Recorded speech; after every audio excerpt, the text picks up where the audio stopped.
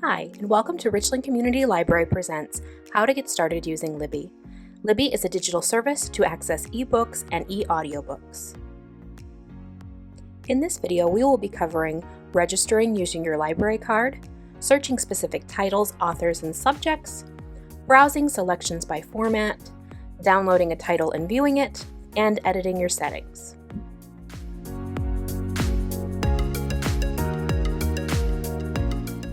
If you haven't already, the first thing you're going to want to do is go to your App Store and download the Libby app. The first thing you're going to have to do is register using your library card. If you have one, you're going to go ahead and select Yes, and they're going to ask you to search for your library. This is in particular very important to remember to search for the Southwestern Michigan Library Cooperative.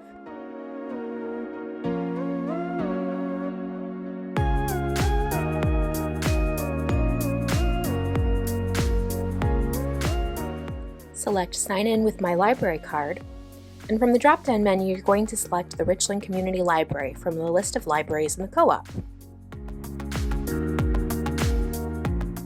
Then input your library card number with no spaces.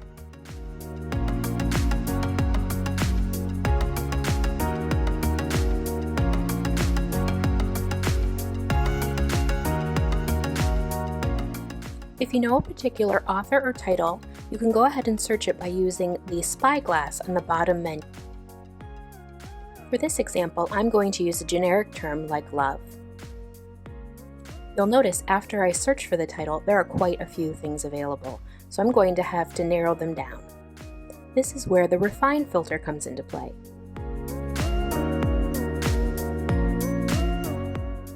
For the format, I'm going to select ebooks. This will separate out all the audiobooks. I'm going to return to the refine filter and I'm going to look under subject. This will help me narrow down even more.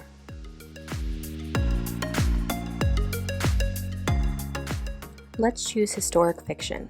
I now have historic fiction ebook titles with the word love. I'm going to go back to my refine and I'm going to select young adult to narrow it down even more. The next thing I'm going to do is go into the preferences. This will show me the availability option. Currently it's going to show me everything available, but I want a title that's available right now so I don't have to wait. So I'm going to switch to available now. Next, let's take a look at browsing. The home screen of Libby will always have highlighted lists and browsing options for you depending on the time of year and what's happening. I'm going to select available now. The top list is audiobooks that are currently available. If I select into that list, it's going to give me over 1,000 titles that I can listen to today. Again, don't be afraid to use the refine option to narrow down the search.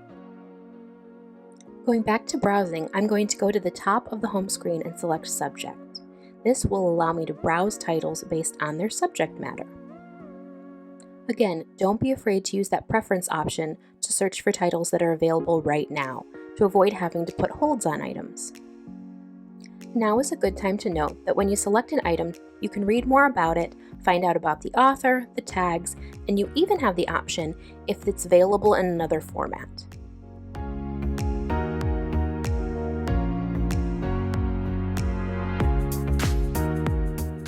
Once you have found a title you're interested in, you're going to go ahead and select Borrow. After I borrow it, notice the icon on the left side of the book is downloading the title. If I find an item that I'm interested in but is currently not available, I'm going to go ahead and place it on hold. When the item becomes available, it will notify me. This is controlled under your notification settings. More on this later. To access my bookshelf, I'm going to click on the stack of books from the bottom menu. This will have all the items that I have checked out. To select how to read it, I'm going to click on the cover and select what option I'd like to read with. Unless you are specifically using a Kindle, you're going to want to select Libby. When I'm ready to read, I can go ahead and tap on the cover and swipe left like pages through a book. Double tapping on the screen allows you to bring up the menu option, which will allow you to edit and change things about the appearance, including things like font size, light and darkness, and more. I encourage you to play around with these settings until you find a format that you like. When I'm finished with my title, I can go ahead and let the checkout expire, or I can return the item early. We encourage you to return items early as there might be a hold for another patron. Audiobook checkouts are very similar to ebook checkouts. Once I borrow them, they're going to temporarily download to my device, and I can go ahead and open them and play them whenever I want.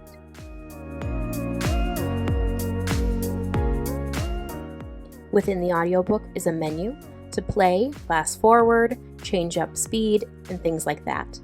Again, I encourage you to play around with these settings until you find one that works for you. When I'm done, I'm going to go ahead and return it early for the next person to enjoy.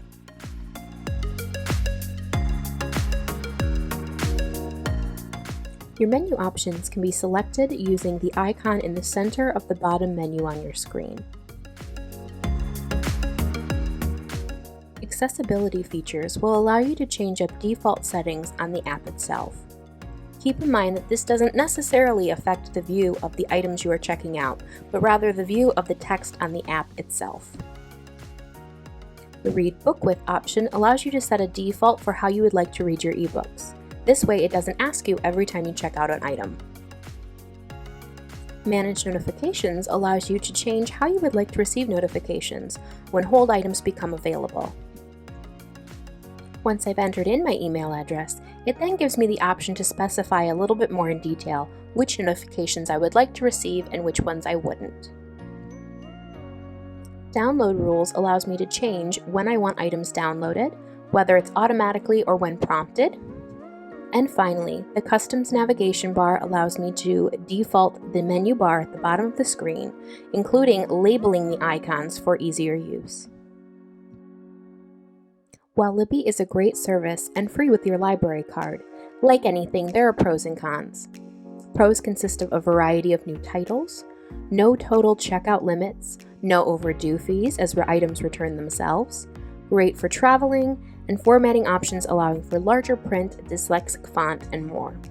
Some of the cons consist of possible hold times for popular titles and a limit of 7 checkouts at one time. The library also offers additional services for ebooks and audiobooks, including Hoopla. I encourage you to watch that video and weigh the pros and cons of both services.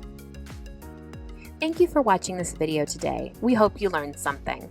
If you have any issues accessing Hoopla or any other library service, please contact the library by phone, email, or by stopping in, and a library staff member will be happy to help you.